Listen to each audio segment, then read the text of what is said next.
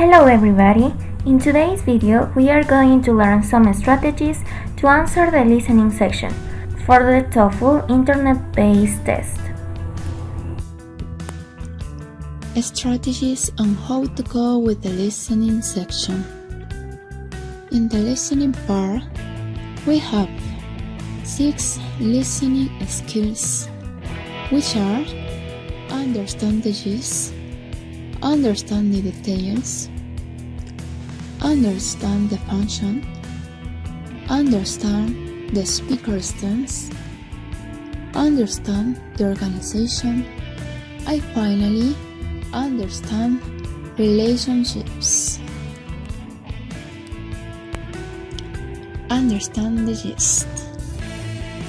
These questions ask about the subject, topic, or main idea of the passage. A strategy to develop this part is listening carefully at the beginning of the passage, taking notes, get the overall idea of the passage.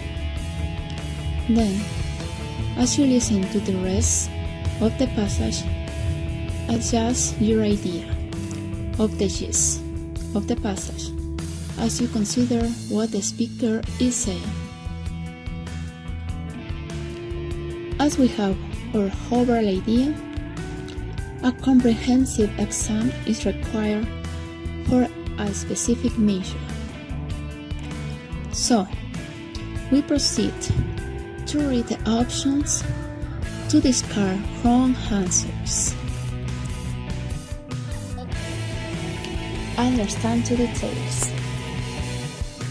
Detailed questions ask you about specific pieces of information that are stated in the passage. You should focus on the major details of the passage. To answer detailed questions, you have to listen to the details that are discussed in the passage, so that you need to take note in an organized way. It is advisable to listen just for details, not the overall idea. Look for an answer that correctly restates the details from the passage. And finally, discard options using your notes. The correct option is B, because reviewing our notes, we can see that Halleck's comet contains enormous quantities of water. Understand the function.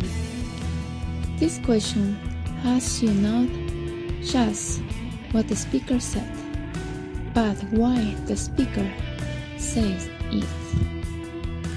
You may be asked about the purpose of what the speaker says, and also asked about the speaker's stance or attitude toward a particular subject. To answer this kind of question, it's really advisable. First, pay attention to the replay part. So, you need to take notes about words and sentences that surrounding this part. Then, thinking about the context to draw a conclusion about why the speaker says something. Finally, see the options to eliminate the wrong answers. The correct answer is D, because according to the attitude of the professor, we can deduce that he doesn't have time to answer a question. Moving forward, we have the skill number 4, which is understand the speaker's stance. This question asks about the speaker's attitude or stance And this may be opinions, feelings, or degrees of certainty. The speaker may express likes or dislikes, but also concerns. So, the strategy is first, listen carefully what and how the speaker says in the repeated part. So you are going to pay attention to the tone of voice and also to the choice of words. And then you have to draw a conclusion, how the speakers feel. So in this example, you are going to hear this, and then you are going to look to the question, how does the advisor seem to feel about the chess club? And you are going to have 4 options. And the second answer choice is the best answer to this question, because in the conversation we can see that the advisor says, well then, you might think about joining the chess club. I belonged into it when I was a graduated student a few years ago, and I think you might really like it too.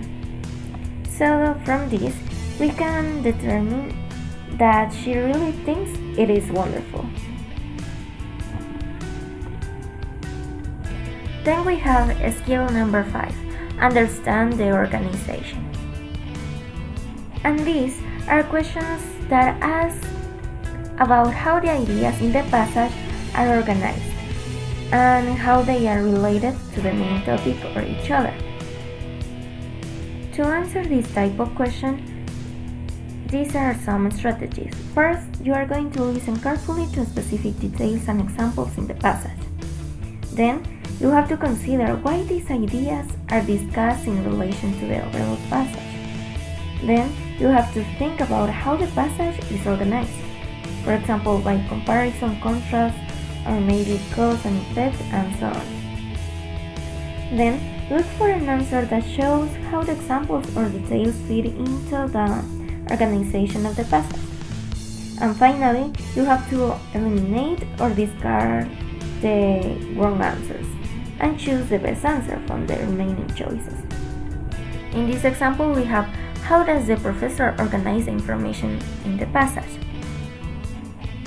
So according from what we heard, we can say that the professor first describes characteristics of the old Nile. Then he contrasts the Nile River with the characteristics of the young Colorado. And then the professor goes on to discuss another old river, the Amazon River. Then he clearly contrasts the Amazon with the younger Columbia River. So, we can say that the 4th answer choice is correct. The characteristics of old and new rivers are contrasted using examples. Then we have skill number 6, understand relationships, inferences, and drawing conclusions. And this type of question asks you to recognize how different ideas or pieces of information in the passage are related. And these are some strategies that you have to apply to answer this question. First, you have to listen carefully to each of the points in the passage and how react to each other's ideas. Based on the overall conversation, draw a conclusion about the speaker's meaning. Then, look for an answer that expresses a relationship that can be inferred from information in the talk. Finally, eliminate or discard definitely wrong answers and choose the best. So, the 2nd answer choice is correct because the woman implies that she will not help the man unless he is serious about wanting to learn the material for this assignment, and implies that he was not serious the last time he was there. And that's it. Don't forget to apply all of these strategies in the listening section to have a good score. Thanks.